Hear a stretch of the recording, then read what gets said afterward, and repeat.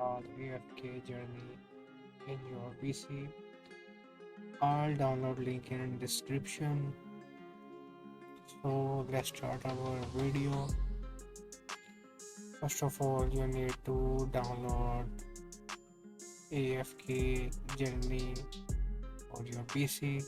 The download link in your description where you can download emulator. After downloading LD player, you can install in your PC.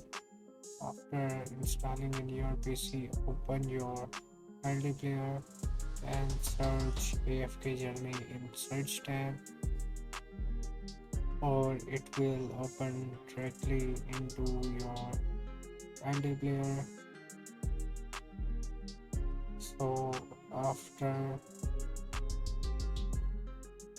searching AFK journey, click on install. After clicking on install, sign up your Google Play account with your Gmail or with your personal account. After signing in, you can click on install.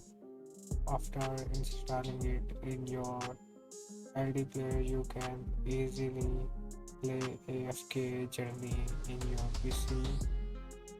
So thanks for watching my video, and also the download link in description.